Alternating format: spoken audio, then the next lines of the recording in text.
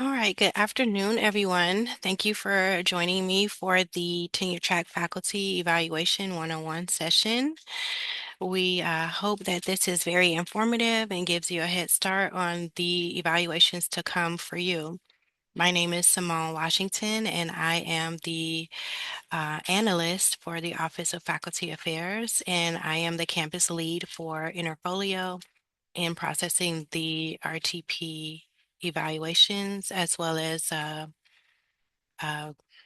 professional development plans, periodic mini, and evaluation of tenured faculty. So we will go over what each of those evaluation types are and what they mean for you, and lots of great resources for you.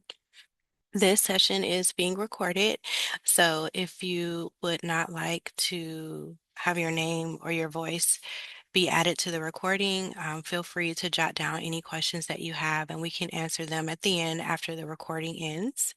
If you're fine being recorded, feel free to jump in at any point that you have a question and I'll be happy to answer that for you. Any questions before we begin? All right. So, nope.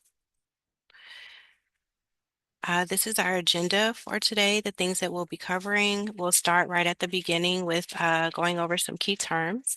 We will go over the probationary review map that I created for you as a visual representation of the 6-year probationary review process.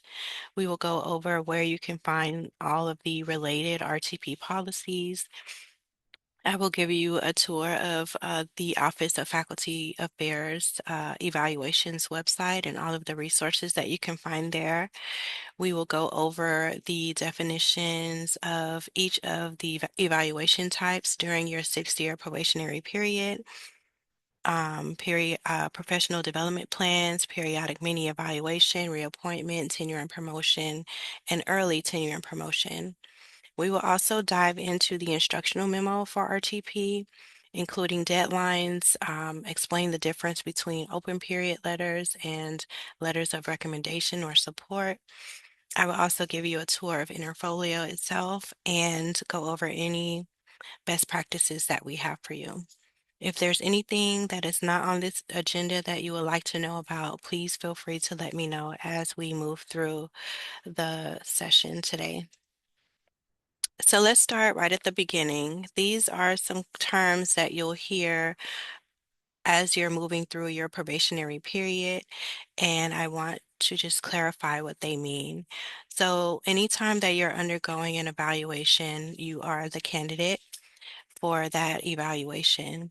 And Interfolio is the software that our campus uses to workflow all of the evaluations during your probationary period, except for the professional development plan. That is still a paper workflow. We are working to have it added to Interfolio, so we're still in the strategic planning phase of doing that. The candidate packet is the set of documents and material that you submit that you would want to be evaluated.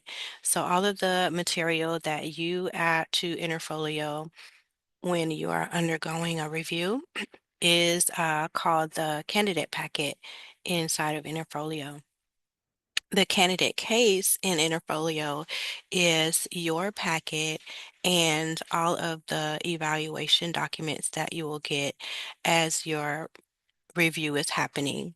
So the documents that you receive from the department, college, dean, and provost in some evaluation cases, all of that together, along with the material that you uploaded in your candidate packet, all of that together is considered your candidate case. Are there any questions about these terms? All right. This is the probationary review map. I created this for you as a visual representation of the 6-year probationary review period. And I will show you where you can find this on the Office of Faculty Affairs evaluation website. So The way to read this, going across the top is if you have service credit years that you were appointed with or hired with, then that is the column that you would focus on to then read vertically. So if you have no service credit years, this will be your column. If you have one service credit year, this will be your column, and then so forth. Oh, and this is where you find it on our website. And let me go ahead and put that in the chat for you.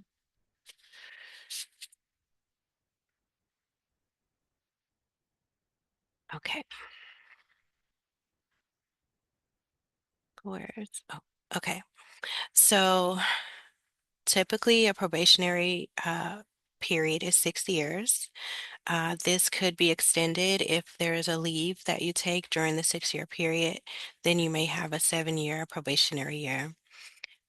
If you go up for a tenure and promotion evaluation early, then you might have a 5 year probationary period.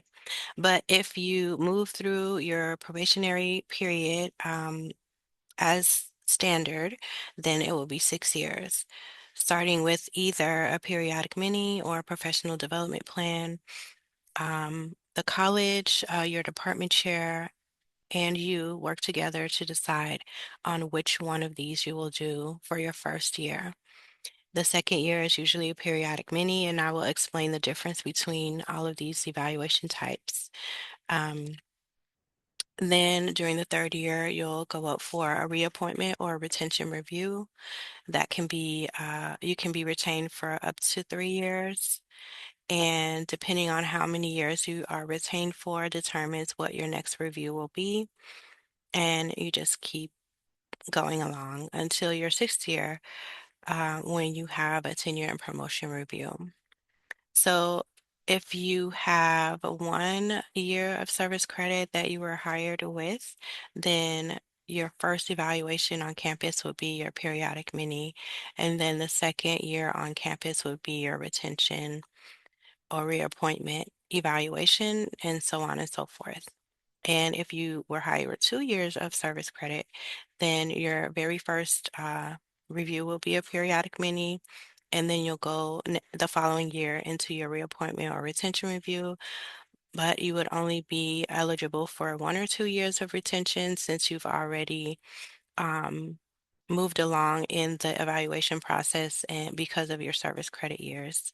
And so, no matter how many years of service credit you come in with, you will end up at a tenure and promotion review at the appropriate time. Any questions on this? Okay. So we also have a section on the website, the evaluations website, that lists all of the related RTP policies. So this, I didn't update this slide, but you will see, well, let's just go there so you can see exactly what's there.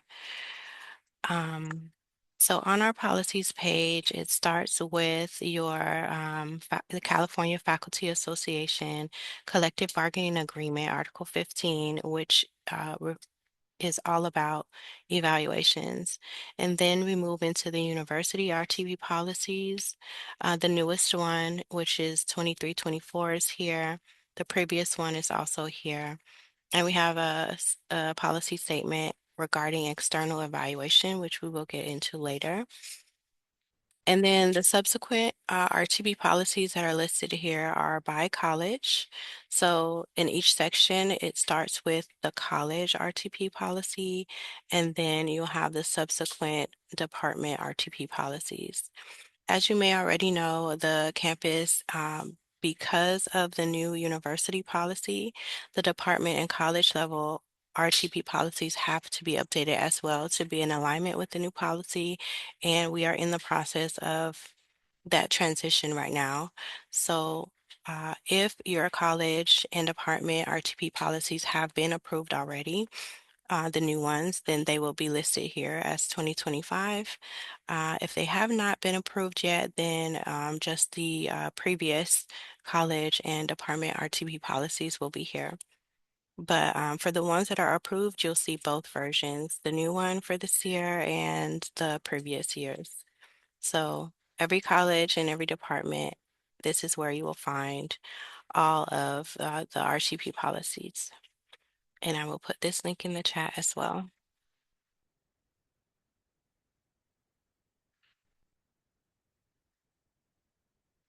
Okay. Next, we have, a tour of the, okay. So now we're going to tour the rest of the website. So we start right at evaluations. This is the home page. And this is where a lot of information that will be helpful is found. So here on our home page, you see a list of all of the different evaluation types. And so each evaluation type has its own set of web pages with information. You also see portfolio resources and information regarding lecture evaluations and spot evaluations. So if we were to go to the link for RTP, what you will see here is the instructional memo and a lot of great other resources related to RTP. The probationary review map that I just showed you is here. I also created a post probationary review map that you can take a look at later. And it is a visual of what happens after you are granted tenure and promotion. We also have a list of deadlines, and we also have some forms that I will go over with you later. And then we also have a link to workshops. So let's go into the instructional memo. So this is the place where you get more information about everything RTP. So a list of information sessions that we have every year. Um, more information about deadlines, what's mandatory and what's optional, and we'll get more into this information later. Um, what should be included in your RTP file, what your responsibilities are as a candidate, what are mandatory documents, um, information about open period, information about evaluators. So everything you need to know about the process of being evaluated for RTP is listed here. So for specific information about what is required by your college and by your department will be found in the college and department RTP policies, and clarification can be gained in consultation with your department chair. So make sure you have a conversation or have a meeting with your department chair to make sure you're clear on the specifics of what is being asked for you to provide so that you'll have the best chance at doing well and getting the best outcome for your evaluation. So each evaluation type has an instructional memo, and so that is very helpful. And if we go down to the deadline section, this maps out every step of your evaluation process for RTP. So when your candidate packet is due, when you'll be receiving the recommendations from the department committee and the college committee, when you should expect your dean's review, and so everything is mapped out here, so you'll know every step of the way of what happens after you've submitted your candidate packet and interfolio. We also have forms. Now, these evaluation forms are really what the evaluators use to document their recommendations for what they have reviewed in your candidate packet. So you can take a look at these forms just to get a sense of what the evaluation, what the evaluators are going to be looking for, and what they'll be commenting on. So this could be a helpful resource to just gain a little more insight on what the evaluators will be looking for. And we go to the interfolio resources. Here is where we have reference guides for both you, the candidate, and evaluators. We have these resources in PDF form. We also have them in video form in case you're a visual learner. And then we also have some e-learning opportunities, self-paced way to learn more about how to navigate within Interfolio.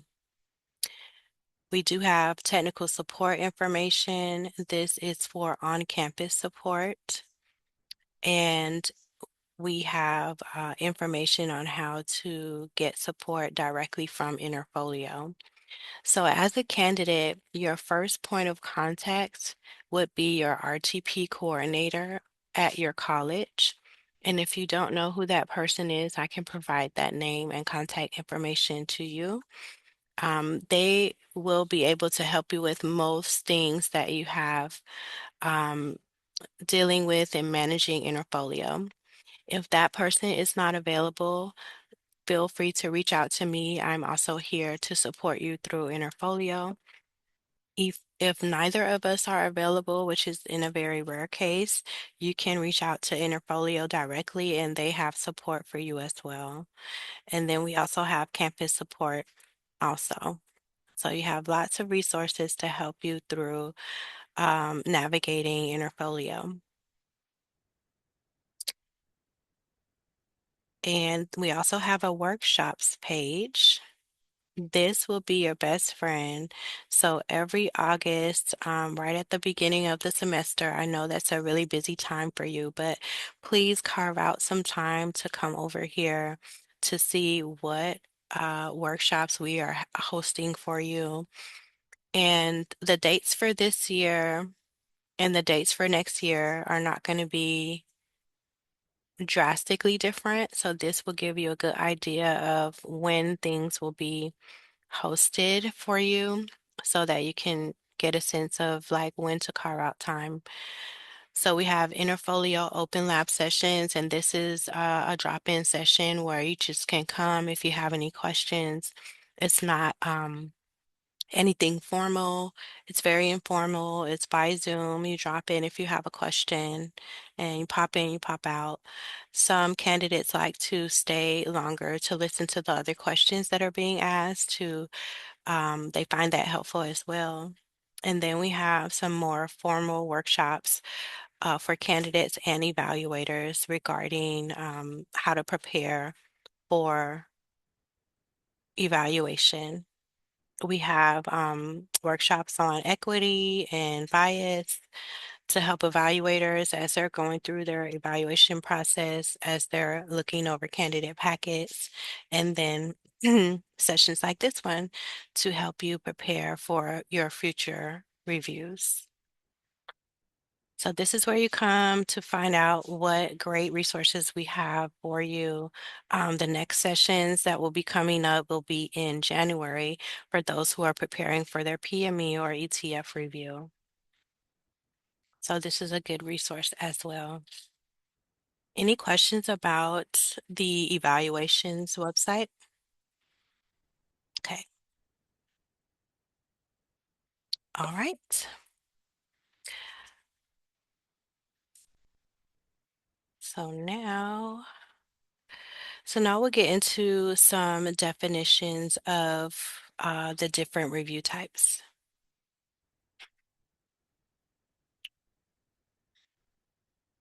Okay. So first we have the professional, excuse me, the professional development plan and the periodic mini evaluations.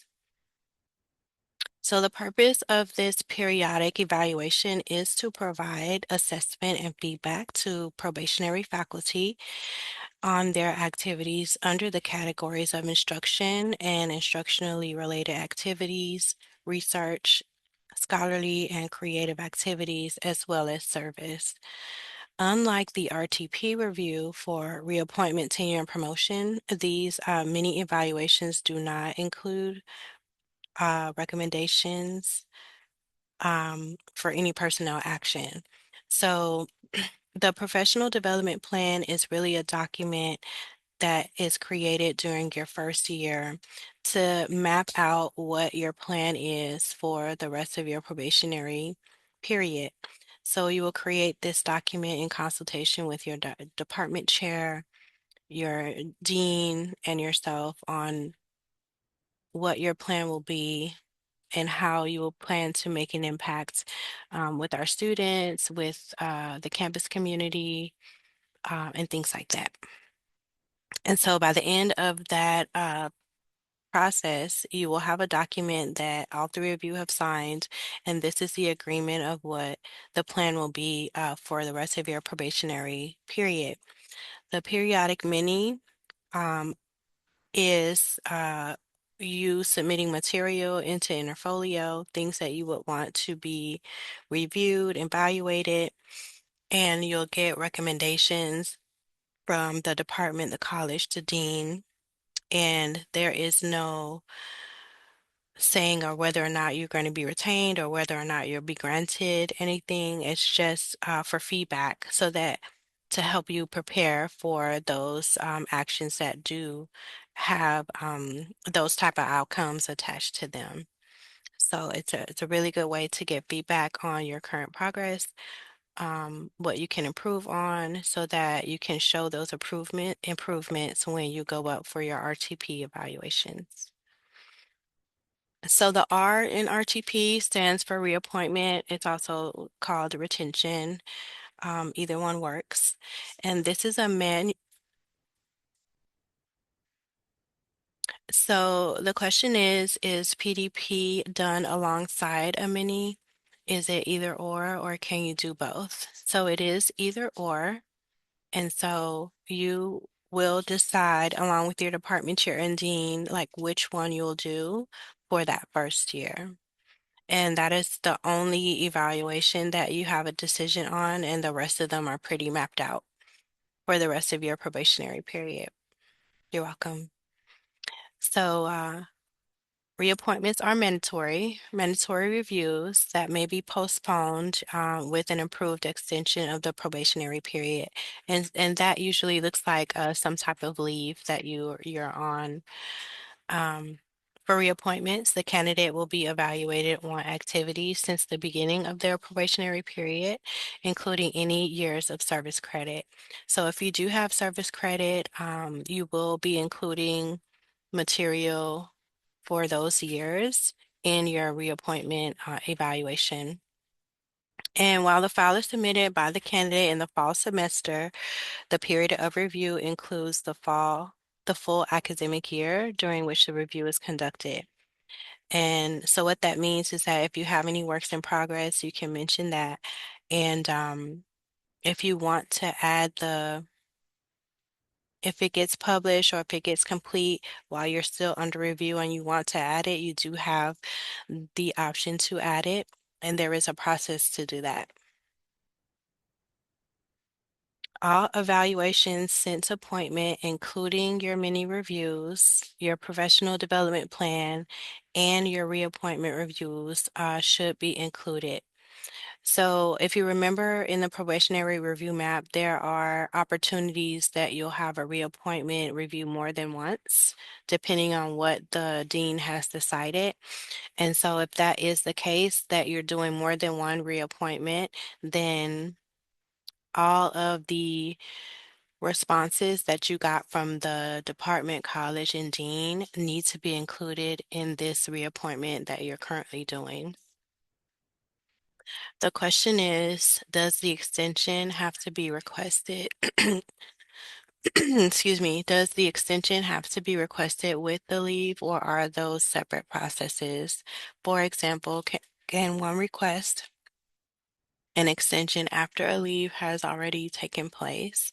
So the current process is that once, as part of the leave request process, you are asked, like if you're required to do an evaluation that year, you are asked as part of the leave process what you want to do with your evaluation. Depending on what type of leave it is, you have the option to continue with your evaluation process or you have the option to postpone it. So it will be your choice and you're asked during the leave process. And so once you get your approved leave letter, there is a section that mentions evaluation and what you have decided to do with it. It's part of the leave letter. So deans make the final decisions on reappointments if your department and college recommendations were positive. If the college and department recommendations were mixed or not positive, mixed meaning the department said yes, the college said no, or the department said no and the college said yes. If there's a mixed review like that, then the provost is the one that makes the final decision. And part of the decision is whether or not you'll be reappointed, and if you are being reappointed, for how many years. So if you're in year 3, you could be retained for 1, 2, or 3 years. And so part of the decision is yes or no, and then for how long. And so if the college has some concerns, if the department has some concerns, the dean may decide to retain you for 2 years or 1 year to give you time to make approvals or make improvements on the things that they have concerns about so that you can move forward in your probationary period. The provost also makes the final decision if it is decided to not reappoint. Then we have the tenure and promotion process. So tenure is mandatory. The tenure evaluation is mandatory, but promotion is not. That is optional. A probationary faculty member is normally considered for tenure during the 6th year, including any years of service credit. Candidates will be evaluated on activities since the beginning of the probationary period, including any years of service credit. While the file is submitted by the candidate in the fall, again, you are submitting material for the entire academic year, including anything that's still in progress. And you will include all of the prior evaluations up until this point. Everything that the department, college, dean, and provost have said, that is what you're going to include. So it's important to clarify here that when we say all evaluations since your appointment, what we mean is what the responses were from the different committees, the dean and the provost. This does not mean to include the material that you have submitted in those prior reviews. The material that you submitted to be reviewed has already been reviewed, so we don't need that to be added, but we do need what the recommendations and the decisions were. So when you're undergoing your current review, the current committee members and dean and provost will then get to see what the prior evaluations have said, what the recommendations were, what the areas of concern were, so that the material that you've submitted for this current review is showing how you've addressed those concerns or how you've maintained the positive things that have been, commented before on your previous reviews. The provost makes the final decisions on tenure and promotion of faculty. Question in the chat, do you see these reviews, evaluations immediately, or what is the timeline on us viewing these? Okay, great question. So the way that Interfolio works, and it's similar to when we were using binders. Once you've submitted your material, once the submission deadline has passed, you no longer have access to your candidate material. And so your material is going through the process of being reviewed by the different levels of review. So you no longer have access to Interfolio as far as your candidate packet goes. Um, on or before the deadline day of each level of review, you will get a email from Interfolio letting you know that your document is ready for your review. and you have a link within that email to give you access to the document that is the recommendations or the decisions of that level of review. You can download the document, which I highly recommend, so that you have a copy for yourself. And you have 10 days to review that document and submit a response or rebuttal. And the response and rebuttal process is outlined in the instructional memo. And if you have any more questions about that, I'm happy to go over it with you. So then we have early tenure and early promotion, or early tenure and promotion. This is an application for a tenure or promotion or both to be submitted prior to your sixth probationary year. So this usually means that you want to go up early in the fifth year instead of the sixth year. This is an option that you have. It's not mandatory, but it is an option that you have. And an application for promotion submitted before completing the fifth year in rank is an application for early promotion. Early promotion to rank a professor cannot be granted without tenure.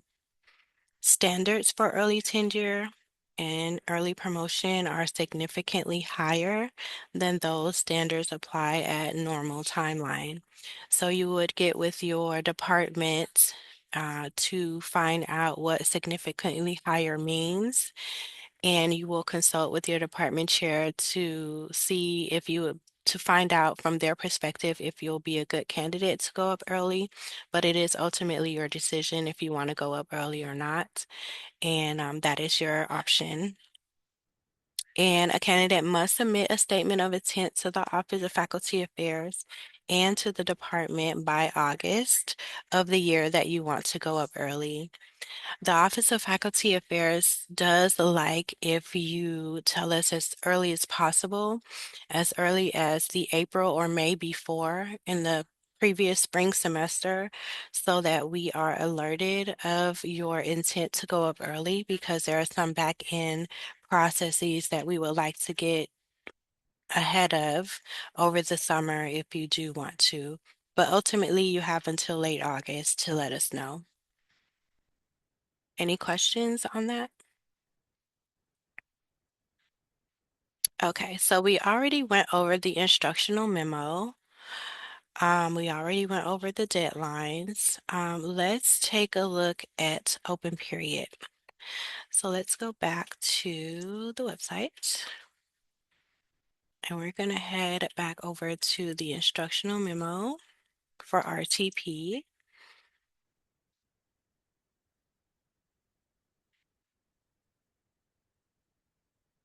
Okay, so this is a section where you have detailed information about what open period is and how it um, operates. We have a question in the chat. Do candidates initiate early tenure, or is it from the advice of the dean or department chair?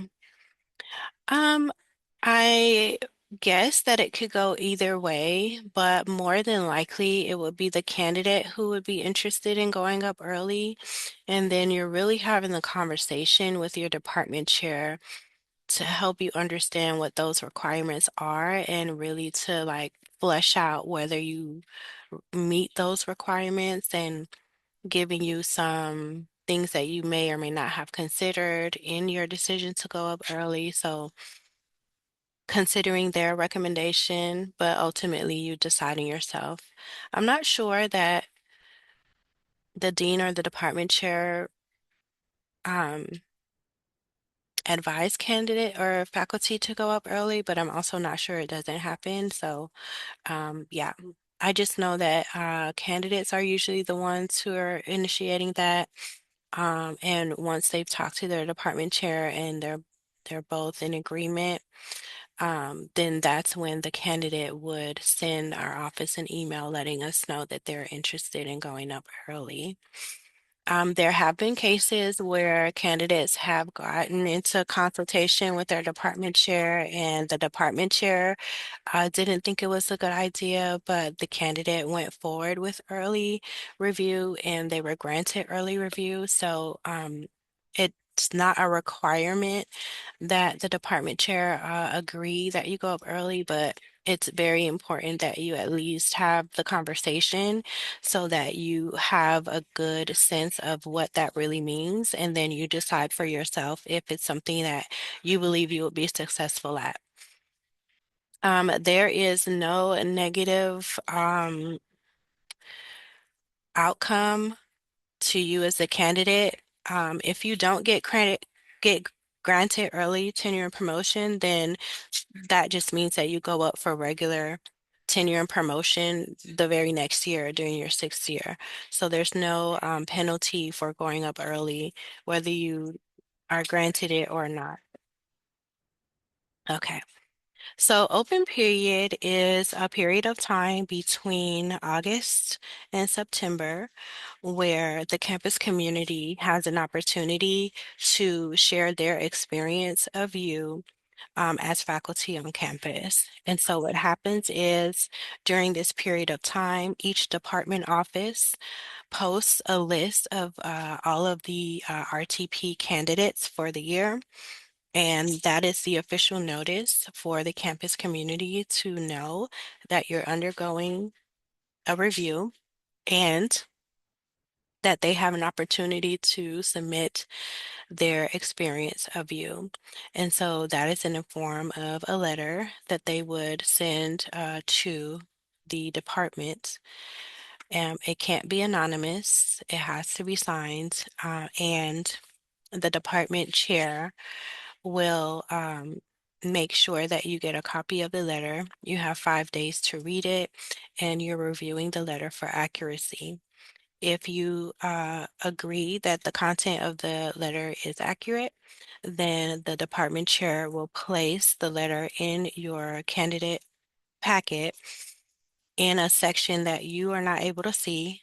It's called a open period section. And so all of the evaluators are able to see that section and see all of the letters that are placed there after you have gotten your 5 days to review it. And all of that is spelled out here. Um, and that is the process. So the difference between an open period letter and a letter of support is that the candidate is not involved in the open period advertisement or solicitation at all. The notification is posted at the department office. The department may send emails, or the department chair may send emails or reminders to let others know that the open period is happening, but the candidate themselves is not partaking in any solicitation whatsoever. The letters of support, however, is when the candidate has an opportunity to ask for letters of support, and any letters that are solicited would then go into the letters of recommendation section of your candidate packet, or it will go in your primary file section of your candidate packet. So the big difference is that open period letters are not solicited by the candidate, and letters of recommendation or support are solicited by the candidate. And the letters go through two different processes and they're placed in two different places within your candidate packet. Are there any questions regarding the open period?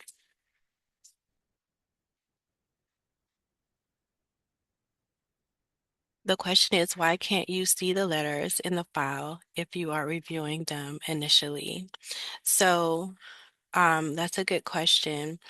So you are reviewing the letters as the candidate before they're being placed in your candidate packet.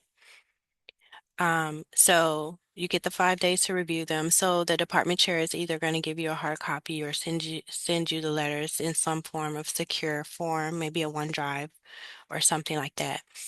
And you get to review the letters. You either sign off or you don't sign off. But if you sign the ones that you sign off on, the department chair then puts those letters in the open period section. So you've already seen the letters, so they're just put in a section for, and there are other sections that are internal that makes up your candidate case. And that's just one section that's internal because it's just for the evaluators to see. You've seen it outside of Interfolio, you've signed off on it, and then it goes into your candidate packet in an internal section called open period letters. The question is, does that apply to minis as well? Many evaluations do not undergo the open period process. So in that case, if you're undergoing a periodic mini, you would just have your letters of support that you add into the candidate packet yourself. The next question is, so if the director did not place the letter in the folder, there would be no way to know that. Yes, you have a couple of ways to know. You can double check with your department chair to make sure that that's happened.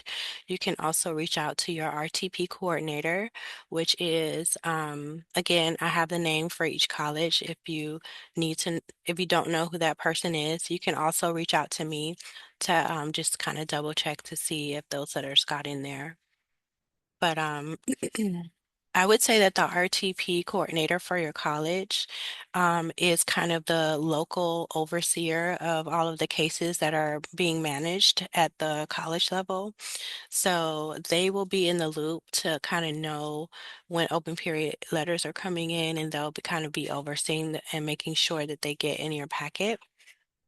But you do have several ways that you can double check and, reach out to us if you're not sure that that took place. Okay. Just in case, is there a space to provide a potential rebuttal to those open period letters?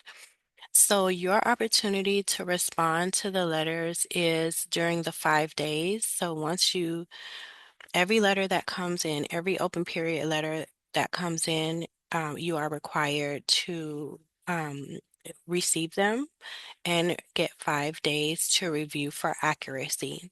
If the letter is accurate, then the letter will go into your candidate packet.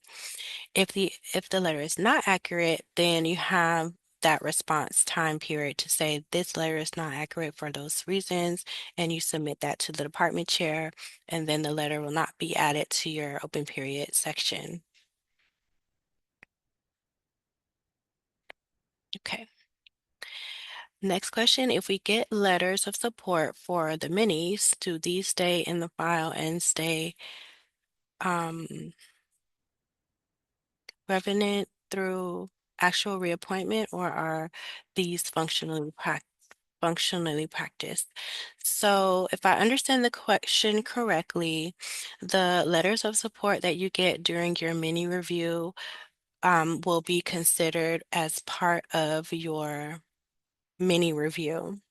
So the next review that you undergo, the only material that you are sharing from that mini review would be the recommendations and decision documents. So for your next review, you will get a new set of letters, and the only thing that will be coming from your previous mini review would be those recommendations and decision. Okay, good. Let's see.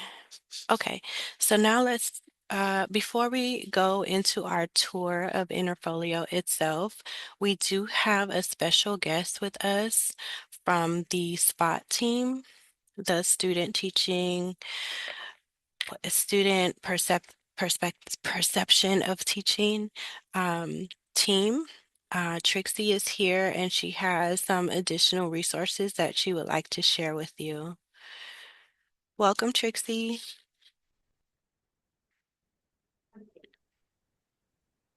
Oh, I actually don't know how that happened. That was very interesting. I'm not Trixie, I'm Dave. Hi, everybody.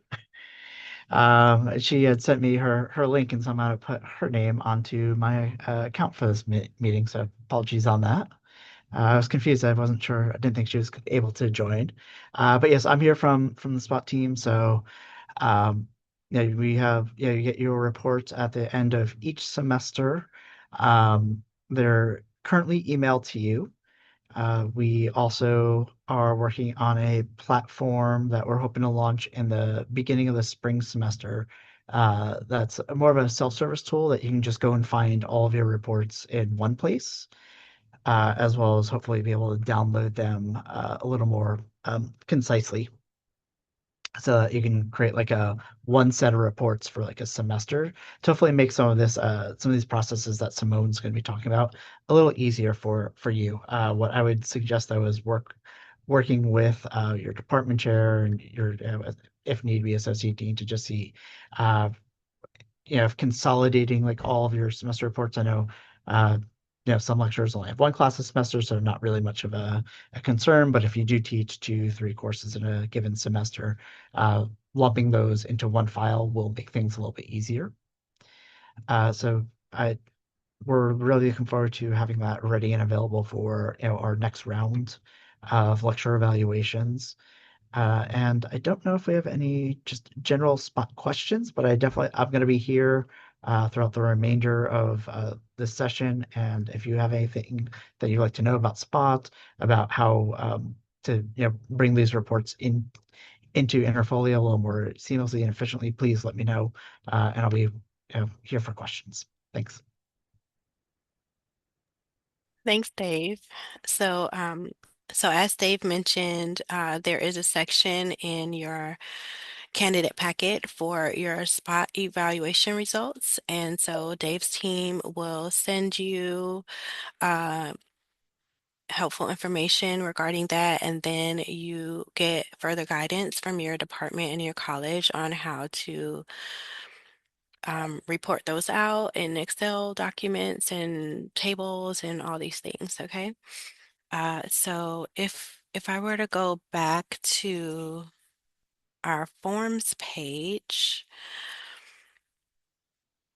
we do have the spots table here for you, but we do say to please consult with your department chair or your dean for guidance on how to complete it, but it is there for you. Thank you so much, Dave. Okay, so now we're going to go into our tour of Interfolio. By a show of virtual hands, how many of you have seen Interfolio already? Have you been in there? Yes. Okay. One person so far. Okay. Two. All right. Great. So if we go to our My Apps homepage, you will see an Interfolio chiclet. Please let me know in the chat if you do not have this chiclet, and I will make sure that you get that. So we click on Interfolio chiclet, and this is the home page that comes up. It says My Tasks, and it lists some things here. I do advise you to ignore the information on this page. It's typically not accurate. I have alerted Interfolio regarding this, and they are working on fixing it. But for now, just ignore whatever you see here. Do not be alarmed if something appears overdue, as this information is not typically accurate. Okay? So what you would do from this page is you would go straight to your packets, which is on the left side here.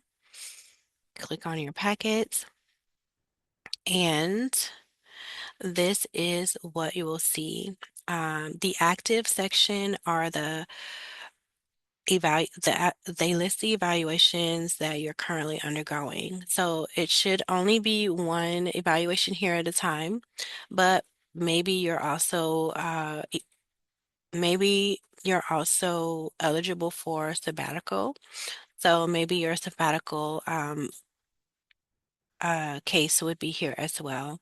But typically you would just have one case at a time since you're doing one evaluation at a time. Your completed evaluations will be listed here.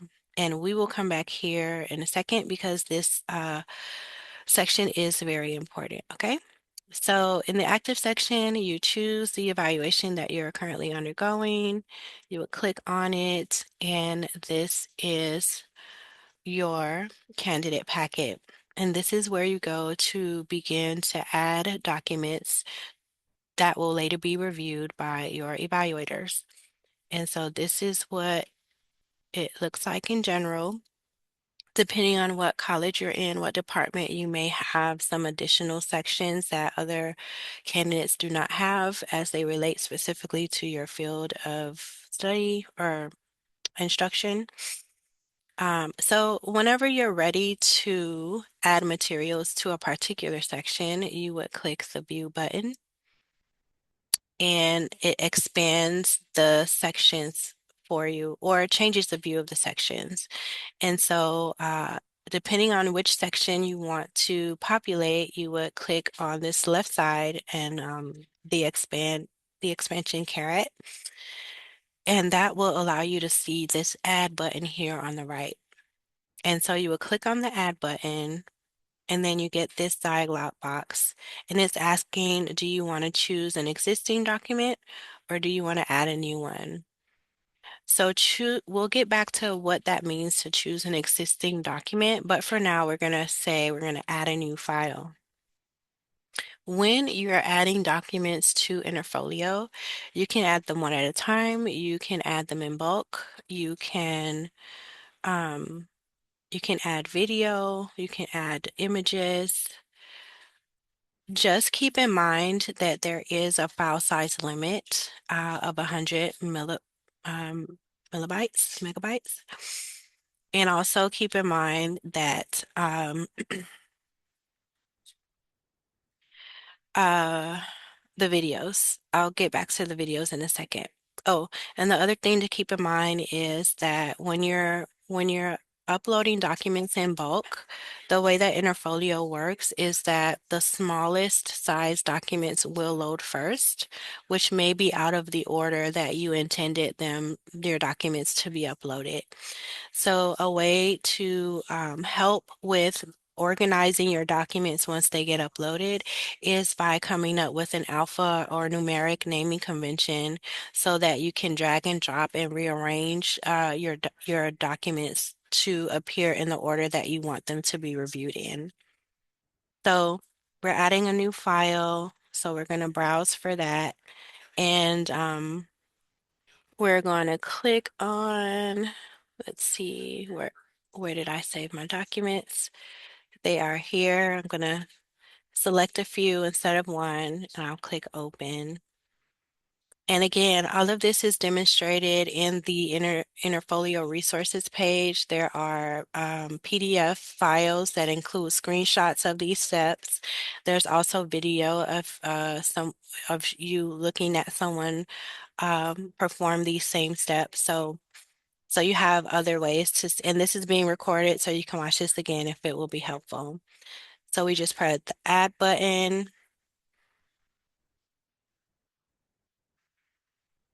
and then we see that these documents are being added to this section. So you just continue to add documents as you see fit. And once you're done adding all the documents that you want to add, you click the submit button, and that makes the section available to evaluators after the submission deadline. So as you can see, my documents are uploaded out of order. I want them in a different order, so I can simply drag, which is holding down the left side of my mouse and dragging it upwards and then dropping it where I want it to go. So that's how you can reorder the documents if they upload out of the order that you wanted them to be in. So once you're done uploading all of your documents, you can press the submit button. Pressing the submit button to confirm, yes, yes, okay. Once you press the submit button, the section becomes locked and you no longer can add any more documents. you can, if it's before the candidate packet submission deadline, you can request from your RTP coordinator or myself to have the section unlocked, and then you can continue working in it. Or you can leave the section open until you feel comfortable and ready to lock the section. I do advise that you don't wait until the deadline day to lock all of your sections or to upload your material, because we do usually experience a bottleneck on the submission deadline day, because most people are waiting until that last moment to submit. So the best practice here is to go ahead and upload your material, press submit. If you need to go back in the sections, we can unlock it for you as long as it's not on the deadline day or past the deadline day, and you can keep working in there. And so that's it. That's how you add documents. If we press add, and if you wanted to add a video, the stipulation here is that it can only be a YouTube or Vimeo link. So if you have video stored somewhere else, the advice is to upload it to YouTube or Vimeo. It doesn't have to be made public if you want to keep it private, but you just want to upload it there so that a link can be created for the video, and then you can paste the link here. And that is how you're able to add videos to your candidate packet. You can also add web pages. Just copy and paste the link here along with the title and description. Okay, so next I'm going to show you your dossier. So if you go to the top of your page, your name will appear here on the right. And if you click the caret right next to your name or click on your name, you will choose Interfolio Dossier from the list that appears. And once you get this dossier home screen, you will go to the left and you will click on Material. Now, if this is your first time using Interfolio, then there will be nothing here. But as you upload material into the different sections of your candidate packet, those documents are also saved here in your dossier, and they will remain here. And so the next time that you're using Interfolio for your next review, documents from your previous review will be here. So if there's anything that you want to use again, you don't have to upload it again because it's already here in your dossier. So when you're adding documents to the different sections in your candidate packet and you have the option to choose existing, this is what that means. Um, the choose existing option is pointing to your dossier, and any material that you had uploaded from a previous review is what you're choosing from. You can also use your dossier in the summer or at any point before you have a candidate packet. So, for example, if you know that you have a reappointment review coming up next year and you're starting to collect your material now, you can upload documents to your dossier now or in the summer, whenever you want to work on it. And you do that by clicking this Add File button here on the right, excuse me, the top right of your screen. And it looks very similar to when you're adding documents to your material. You can browse and you can select whatever you want to add. You can add here in bulk as well. And you also have the option to categorize the document that you're adding so that you can easily find it later. And maybe you're using the categories to know what sections you were planning to upload this document for in your future candidate packet. And as you can see, the document that I just uploaded is now here. And you see the word converting here. What that means is that any document that you upload to Interfolio, in no matter what format, Word, JPEG, any format, Interfolio will convert it to a PDF. because that is the way that you are able to read documents in Interfolio. So for example, you'll probably use upload Excel documents for the spot section, your spot table. Some candidates notice that once the Excel sheet gets converted to PDF when they upload it to Interfolio, that the formatting is a little bit off. So the solution to that is to create your Excel sheet and then convert it to PDF on your own. And so when it's uploaded to Interfolio, it's going to maintain the same format because it's a PDF and not an Excel sheet. I hope that makes sense. Okay. So this is your dossier. It's available to you all the time, whether you have a candidate packet or not. All of the documents that you upload will automatically go here. You can upload documents yourself here. My advice would be that every time you get a document from an evaluator, a committee, that you would add it to this file because the only documents that get automatically added here are the documents that you upload yourself. So all of the recommendations and decision letters that you get will not be automatically added here, but you probably want it to be here so that when you're going up for evaluation the next year and you're required to submit those prior evaluation documents, they could be here all in one place and ready to upload in those sections. Any questions about the dossier? Yeah, can you Okay. hear me okay? Yes, yes, I can hear you. So for the naming conventions, you said, you have the 1, 2, 3 with the dash, but I Hmm. noticed you uploaded and then they didn't actually order in Hmm. accordance with that and you dragged and dropped instead. Could you maybe talk a little bit about more of the naming conventions? Because I heard that's kind of a headache and I'm still not exactly clear what the best way. It almost Hmm. seems like uploading them all at once might be a little easier than in batches for that, but maybe I'm totally wrong. So curious about that. Yes, so that is a good question. So if you if you're uploading in bulk or all at once, Interfolio is going to upload the smallest document first. So that's going to make things out of order. So alpha or numeric naming conventions, it could be your course number first and dash whatever else the document is. It could be just whatever you come up with so that you know what order things are supposed to be in. That is also a good question to consult with your department chair. They can give you insight on what other candidates have used that they found helpful. Um, the other option that you have is instead of having separate documents, that you would combine some of them into one PDF so that you're uploading less documents and then like you have more control over the order that they're being viewed in because they're all in one PDF.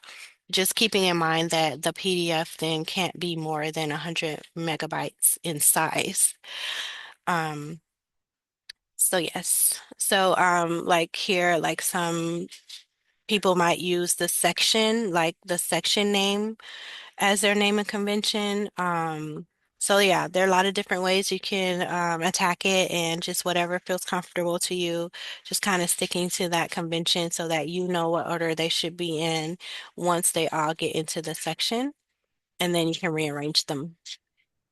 Okay, so they're gonna upload by file size no matter what's the naming is just so you can drag and drop them easily. There's not actual a good way for it to order automatically.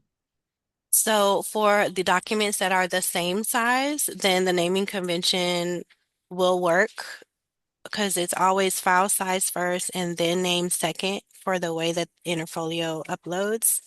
So the naming convention can work with the order in which it uploads if the file sizes are relatively the same size. Mm, Does that make sense? yeah. Okay. Okay. Yes. Any other questions regarding the dossier? Okay. There was one more thing I wanted to show you. So the way to get out of your dossier is going to your name again at the top right, and then choosing the name of our institution, and it takes you back to our homepage. So we're going back to your packets. And so we went over the active section. Now we're going to go over the completed section. So why is this section important? This shows all of the previous reviews or evaluations that you've completed within Interfolio. And this is important because this is where you can go to retrieve your prior evaluations. If you had not saved them anywhere else, if you had not put them in your dossier, this is the other place that you can find them.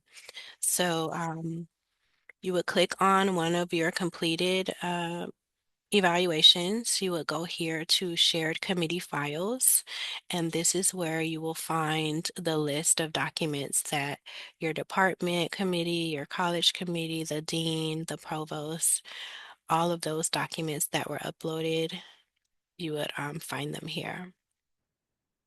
And then you can read it, you can download it, and make it available for yourself for your current review. All right.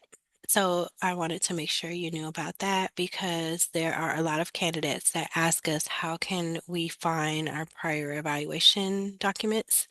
And they're looking all over for it, and it's right here for you for all of the evaluations that you have done in Interfolio. Okay. All right. And we'll go through some best practices really quickly. First, start using your dossier, play around with it, see if it's something that you find useful. And if so, please start using it as soon as you like. Make sure you give yourself time to be familiar with the RTP policies. You have your CBA article, you have the university RTP policy, you have your college level policy, and you have your department level policy. It's a lot of different documents, so you want to give yourself enough time to review them and understand them and ask questions of your department and college for clarification, ahead of time.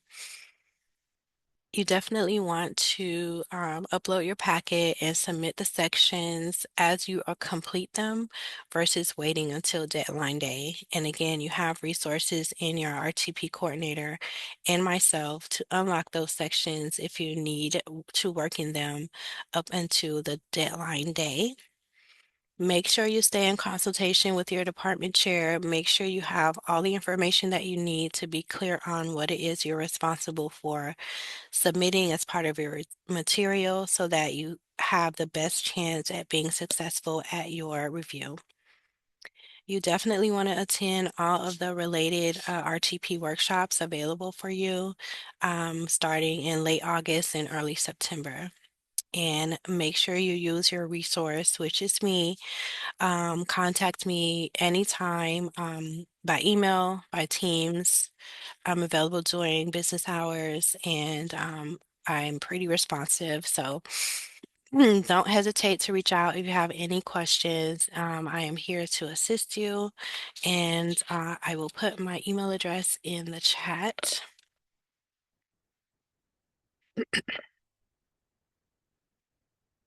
I also have created a tips sheet for candidates, which includes some of the same information that we're sharing here. And I will add that document to the chat as well. And are there any questions?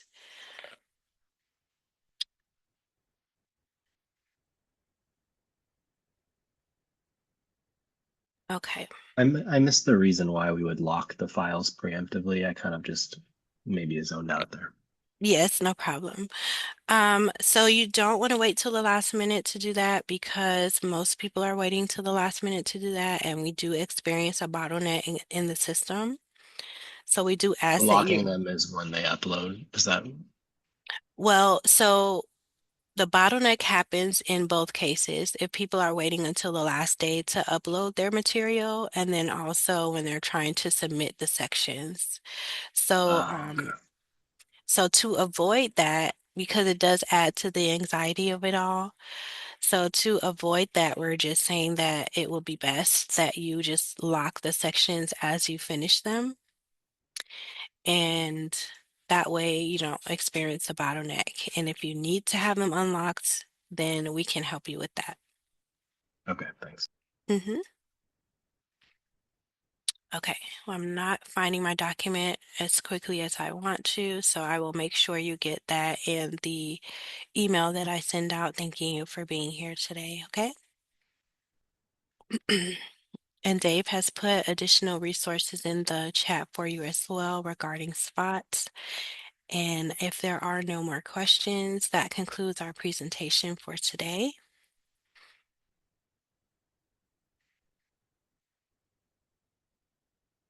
All right, I am going to